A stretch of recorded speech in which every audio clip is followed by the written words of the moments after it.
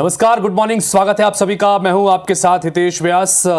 आज दिन भर की अब तक की तमाम अहम खबरें देश, दुनिया और प्रदेश की इस बुलेटिन में आपके सामने रखेंगे। और सबसे पहले लेकिन देखते हैं हेडलाइंस।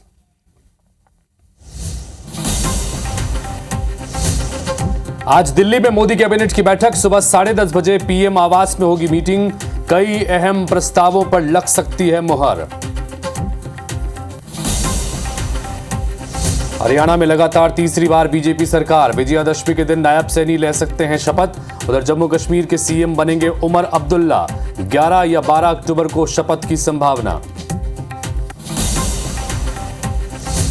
आज ग्वालियर, मुरैना और श्योपुर के दौरे पर रहेंगे मुख्यमंत्री डॉक्टर मोहन यादव। कई विकास कार्यों का करेंगे लोकार्पण और भूमि पूजन। आज रायपुर में सीएम विष्णुदेव साय लेंगे बैठक। कई विभागों की योजनाओं की करेंगे समीक्षा। भोपाल एमडी ड्रग्स केस में कार्रवाई तेज, आरोपी अमित चतुर्वेदी और सान्याल बाने को फैक्ट्री लेकर पहुंची एनसीबी। फैक्ट्री को किया सील, निकल सकता है विदेशी कनेक्शन। टीकमगढ़ में दुर्गा पंडाल के पास मिला मांस, लोगों ने जताया विरोध, पुलिस ने मांस को जांच के लिए भेजा। इजरायल ने लेबनान पर हमले किए तेज, हिजबुल्लाह के अंडरग्राउंड कमांड सेंटर्स पर किया अटैक। 100 जेट विमानों ने मचाई तबाही, 50 आतंकी ढेर। भारत बांग्लादेश के बीच दूसरा T20 मुकाबला आज शाम 7 बजे दिल्ली के अरुण जेटली स्टेडियम में होगा मुकाबला। पहले मैच में 7 विकेट से हारा था बांग्लादेश।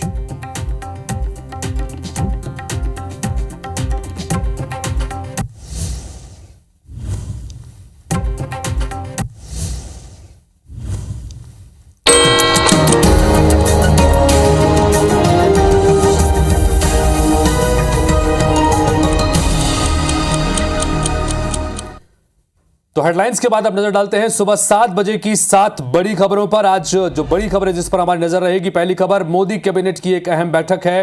कई महत्वपूर्ण फैसलों पर मुहर लग सकती है। वहीं प्रधानमंत्री नरेंद्र मोदी आज 2 दिवसीय लाओस के दौरे पर जाने वाले हैं। इसी तरह से विजयादशमी के दिन नायब सैनी हरियाणा के नए मुख्यमंत्री पद की शपथ लेंगे। सेना के जवान का आतंकियों ने अपहरण कर लिया है, एक ने इस बीच भागकर जान बचाई है। पांचवी खबर कोलकाता रेप और मर्डर केस से जुड़ी हुई, जिसमें डॉक्टर्स की आज देश भर में हंगर स्ट्राइक है। छठी खबर आरबीआई की मॉनेटरी पॉलिसी कमेटी के आज नतीजे आने वाले हैं।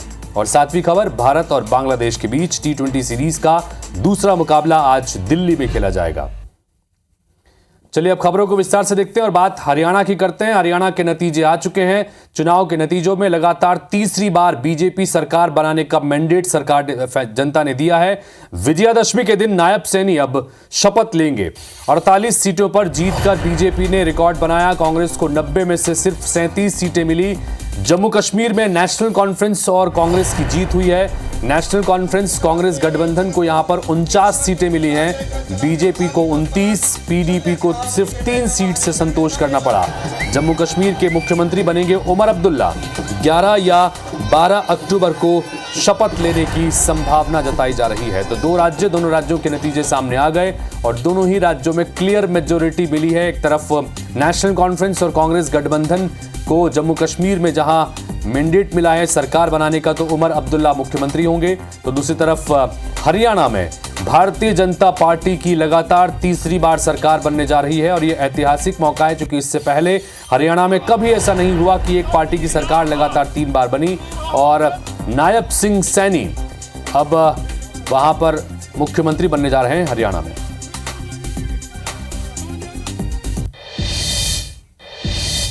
तो प्रधानमंत्री नरेंद्र मोदी आज से 2 दिवसीय लाओस के दौरे पर जाएंगे। PM Modi ASEAN Bharat summit में हिस्सा लेंगे। पूर्वी एशिया शिखर सम्मेलन में भी शामिल होंगे प्रधानमंत्री नरेंद्र मोदी।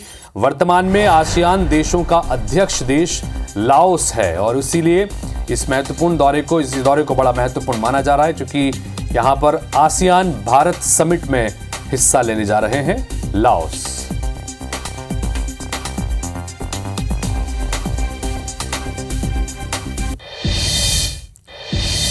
तो वहीं दिल्ली में आज उनके रवाना होने से पहले मोदी कैबिनेट की एक अहम बैठक भी होने वाली है। पीएम आवास में मोदी कैबिनेट की बैठक होगी। केंद्रीय कर्मचारियों को डीए का गिफ्ट मिल सकता है। 3 से 4% तक डीए बढ़ाने की सूचना आ रही है कि ऐसा फैसला हो सकता है। पिछली बैठक में रेल कर्मचारियों के लिए 78 दिन के बोनस देने का बड़ा ऐलान किया गया था। आज बाकी केंद्रीय कर्मचारियों के लिए डीए बढ़ाने का ऐलान हो सकता है। केंद्रीय कैबिनेट की आज महत्वपूर्ण बैठक दिल्ली में होने जा रही है।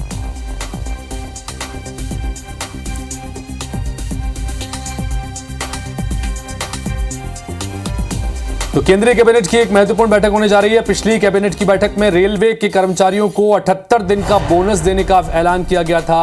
लिहाजा आज भी माना जा रहा है कि केंद्रीय कर्मचारियों के लिए कुछ बड़ी घोषणा इस बैठक में हो सकती है, जिसमें माना जा रहा है कि 3 से 4% डीए बढ़ाने का फैसला आज की बैठक में हो सकता है।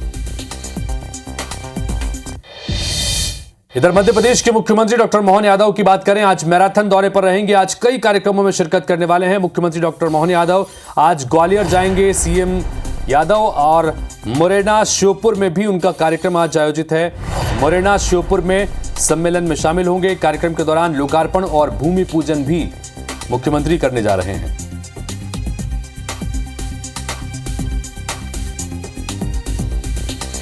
तो मध्य प्रदेश के मुख्यमंत्री डॉक्टर मोहन यादव की आज मैराथन कार्यक्रमों में शामिल होने का कार्यक्रम है, जिसमें मुरैना श्योपुर में कई कार्यक्रमों में वो शामिल होंगे। और इसके अलावा कार्यक्रम के दौरान लोकार्पण और भूमि पूजन का भी उनका कार्यक्रम है। तो वहीं छत्तीसगढ़ के मुख्यमंत्री की बात करें, छत्तीसगढ़ की मुख्यमंत्री विष्णुदेव साय आज समीक्षा बैठक में शामिल होंगे। सीएम साय आज मंत्रालय में बैठक करने वाले हैं। कई विभागों के कार्यों की समीक्षा इस दौरान वो करेंगे। विभागीय अधिकारियों के साथ में चर्चा होगी। योजनाओं के क्रियान्वयन की समीक्षा भी की जाएगी। तो मुख्यमंत्री विष्णुदेव साय आज मंत्रालय में कई अलग अलग विभागों की समीक्षा बैठक करेंगे। समीक्षा बैठक का मतलब ये कि जिन जिन योजनाओं का क्रियान्वयन अलग अलग विभागों के जरिए किया जा रहा है, उन विभागों में काम किस तरह से चल रहा है, सभी कामों की समीक्षा की जाएगी। योजनाओं के क्रियान्वयन की समीक्षा की जाएगी और किस तरह से और बेहतर करने की दिशा में चीजें हो सकती हैं, इसको लेकर भी समीक्षा बैठक में बातचीत होगी। चूंकि मुख्यमंत्री आज अलग अलग विभागों की समीक्षा बैठक मंत्रालय में करने जा रहे हैं।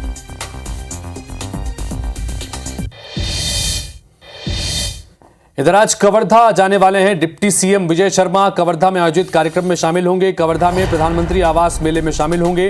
12,000 से ज्यादा लाभार्थियों को सौगात देंगे। लाभार्थियों को पीएम आवास की चाबी भी वो सौंपने जा रहे हैं। तो डिप्टी सीएम विजय शर्मा आज अपने विधानसभा क्षेत्र कवर्धा में पहुंचेंगे। पीएम आवास मेले में शामिल होंगे। 12,000 से ज्यादा लाभार्थियों को सौगात दी जाएगी।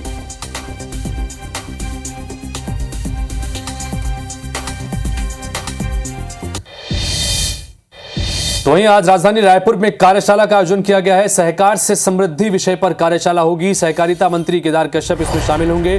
सुबह 10 बजे से न्यू सर्किट हाउस में कार्यशाला का आयोजन होना है। तो सहकार से समृद्धि विषय पर कार्यशाला का आयोजन होना है राजधानी रायपुर में, और इसमें शामिल होने के लिए सहकारिता मंत्री केदार कश्यप जाहिर तौर पर जाएंगे। सुबह 10 बजे से न्यू सर्किट हाउस में यह कार्यशाला आयोजित की गई है।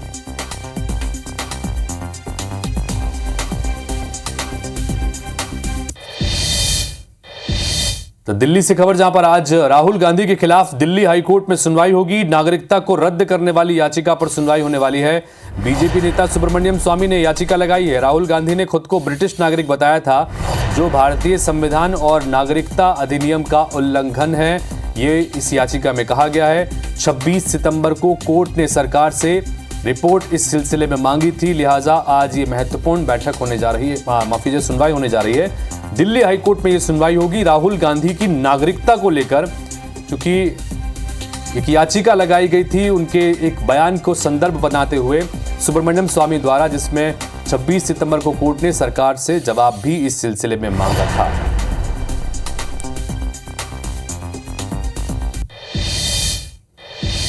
तो जम्मू कश्मीर के अनंतनाग से बड़ी खबर मिल रही है। टेरिटोरियल आर्मी के 2 जवानों का अपहरण कर लिया गया। जंगली इलाके में आतंकियों ने यह अपहरण किया है। हालांकि एक जवान सुरक्षित वापस आने में कामयाब रहा।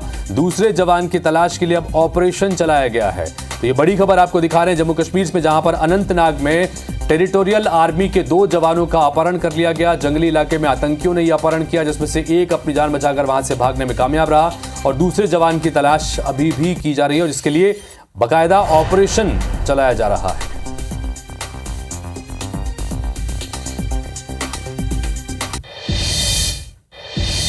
इधर बीजापुर की बात करें, बीजापुर में भाजपा नेताओं को धमकी मिली है। भाजपा नेताओं को नक्सलियों ने धमकी दी है। बीजेपी सदस्यता अभियान को लेकर धमकी दी गई है। मद्देड़ एरिया कमेटी के सचिव बुच्छन ने धमकी दी है। भाजपा के 2 नेताओं को पार्टी छोड़ने का फरमान दिया गया। भोपालपट्टनम मंडल अध्यक्ष यालम वेंकटेश्वर को धमकी दी गई है।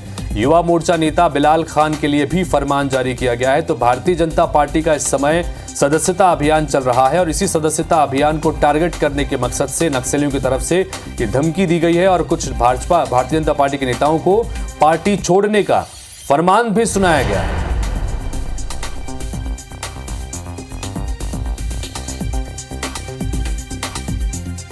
बीजापुर से ये बड़ी खबर आपको दिखा रहे हैं। बीजेपी सदस्यता अभियान को लेकर नक्सलियों की तरफ से धमकी दी गई है। मद्देड़ एरिया कमेटी के सचिव बुच्छन ने ये धमकी दी है। बकायदा इसका एक लेटर भी जारी किया गया है और बीजेपी के 2 नेताओं को पार्टी छोड़ने का फरमान सुनाया गया। भोपाल से खबर, जहां पर एमडी ड्रग्स फैक्ट्री केस में बड़ा खुलासा हुआ है। ड्रग तस्करों से निकल सकता है विदेशी कनेक्शन। आरोपी अमित चतुर्वेदी की नौकरानी ने खुलासा किया है। अमित चतुर्वेदी के घर विदेशियों का आना जाना था।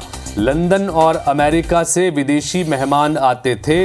अमित के बेटे और बेटी भी लंदन में पढ़ाई कर रहे हैं। अमित की पत्नी कानपुर की रहने वाली है। पति की गिरफ्तारी की खबर सुनकर वो कानपुर भाग गई। हरप्रीत कौर हमारी सहयोगी इस वक्त सीधे लाइव जुड़ गई, उनके पास चलते हैं। हरप्रीत, लगातार इस मामले में नए खुलासे हो रहे हैं और अब जो जानकारी मिल रही है उससे मामला लग रहा है कि इस पूरे मामले में विदेशी कनेक्शन भी हो सकता है, जो कि एमडी ड्रग्स का मामला, इतना बड़ा जखीरा बरामद किया गया। जाहिर तौर पर इसके संबंध विदेशों से भी हो सकते हैं। लंदन अमेरिका से भी मेहमान आते थे। बहुत सारी जानकारी मिल रही है। क्या कुछ अपडेट आपको और हासिल हुआ है?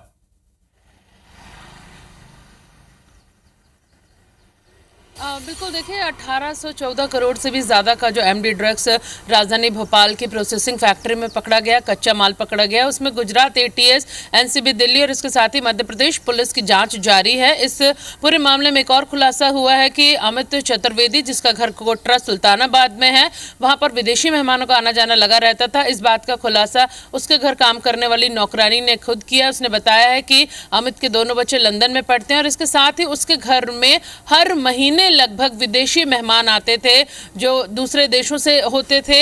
ये नहीं कि जो भारतीय विदेशों में रह रहे हैं, बल्कि विदेशी लोग जो है वो यहाँ पर आया करते थे। इसके साथ ही आसपास के जो लोग हैं उन्होंने भी इस बात की पुष्टि की है कि भले ही ये बहुत आम तरीके से, सामान्य तरीके से रहता था अमित, लेकिन इसके घर आने वाले जो लोग थे वो बेहद हाई प्रोफाइल थे। इस पहलू पर भी अब यहाँ पर Gujarat ATS, Madhya Pradesh police, NCB जांच कर रही है कि इसके घर आने वाले वो विदेशी कौन थे और जिला प्रशासन और पुलिस को कितनी इस बात की जानकारी थी। क्या ये जानकारी वहाँ पर दी जाती थी कि कौन कौन से विदेशी मेहमान इसके घर में आते हैं। तो फिलहाल अब इस पूरा जो रैकेट, एक नेटवर्क, एक नेक्सस जो पकड़ा गया, इसमें इस बात की संभावना और पुख्ता हो गई है कि अंतर्राष्ट्रीय स्तर का ये रैकेट है। जी बिल्कुल हरप्रीत, नजर बना के रखिए। जाहिर तौर पर अंतर्राष्ट्रीय स्तर का रैकेट की जानकारी भी निकल के सामने आ रही है। तो लगातार एक के बाद एक हम ये जानकारी IBC 24 पर आपके सामने रख रहे हैं कि ये जो एमडी ड्रग्स का मामला निकल के सामने आया था, ये बहुत बड़ा रैकेट इसके पीछे काम कर रहा है। कई गिरफ्तारियां भी हुई हैं, लगातार पूछताछ की जा रही हैं और IBC 24 पर भी लगातार हम एक नए खुलासे लगातार कर रहे हैं। चूंकि अभी हमारे सहयोगी ने जिस तरह से बताया कि घर में काम करने वाली नौकरानी ने जानकारी दी है कि घर पर विदेशी मेहमानों का भी आना जाना था, लिहाजा विदेशी कनेक्शन की भी इसमें पुख्ता जानकारियां निकल के सामने आ रही है। तो सुबह भैया थे यहाँ पे अंदर, खाना खा के गए? नहीं, हमारे सामने नहीं थे, आंटी थी तो मैं तो बना के चली गई थी। वो ना, वो भाभी कहीं उनके मायके गई हैं, वो भैया भी गए थे, कहीं थे नहीं। मायका भोपाल में? कहाँ भोपाल में? कानपुर गए। कानपुर मायका है। अच्छा, टीवी का मीडिया।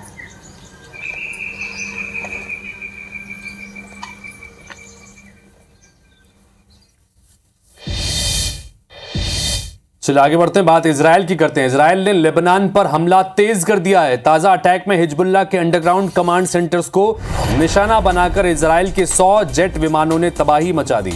राडवान, सेना, नज्जर, बदर और अजी यूनिट्स पर हमले हुए हैं, जिसमें हिजबुल्लाह के 50 आतंकी ढेर हो गए। साउथ फ्रंट और राडवान फोर्स के 6 सीनियर कमांडर्स को भी मार गिराया गया।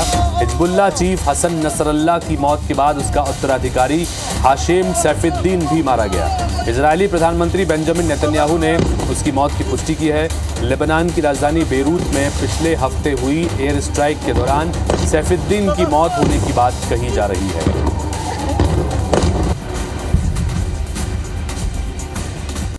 कवर्धा से खबर, जहां पर लव जिहाद का आरोपी गिरफ्तार कर लिया गया है। पुलिस ने एमपी के नैनपुर से इसे गिरफ्तार किया है। आरोपी का जुलूस निकाल कर बकायदा कोर्ट में इसे पेश किया गया। आरोपी ने खुद को तांत्रिक बताकर रेप और ठगी की वारदात को अंजाम दिया था। सिटी कोतवाली पुलिस की ये कार्रवाई बताई जा रही है, जिसमें लव जिहाद का मामला भी इसलिए जुड़कर निकल के सामने आ रहा है क्योंकि इस व्यक्ति ने अपना नाम बदलकर खुद को तांत्रिक बताया, जबकि यह व्यक्ति मुस्लिम है। असल नाम इसका साहिल है और ये नाम बदलकर ठगी की वारदात को अंजाम दे रहा था, जिसमें रेप भी इसने किया है। तो टीकमगढ़ से खबर, जहां पर दुर्गा पंडाल के पास मांस पड़ा हुआ मिला। पंडाल के पास में मांस देखकर लोगों ने इसका विरोध जताया। कोतवाली पुलिस इसके बाद मौके पर पहुंची। मांस को जांच के लिए भेजा गया। मामौन दरवाजा के पास की घटना बताई जा रही है। तो टीकमगढ़ से खबर, जहां पर दुर्गा पंडाल के पास में मांस पड़ा हुआ मिला, इसके बाद लोगों ने इसका विरोध दर्ज कराया। पंडाल के पास मांस देखकर लोगों का गुस्सा भड़क उठा।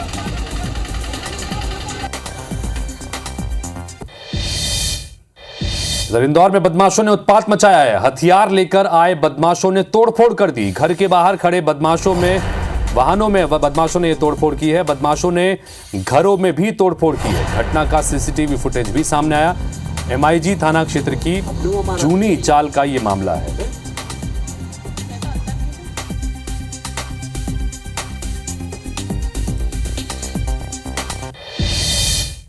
तो मॉर्निंग प्राइम में खबरों और अपडेट्स का सिलसिला लगातार जारी है। एक ब्रेक के लिए यहां पर रुक रहे हैं। ब्रेक के बाद लौटेंगे तो देखेंगे हमर बानी हमर गोट।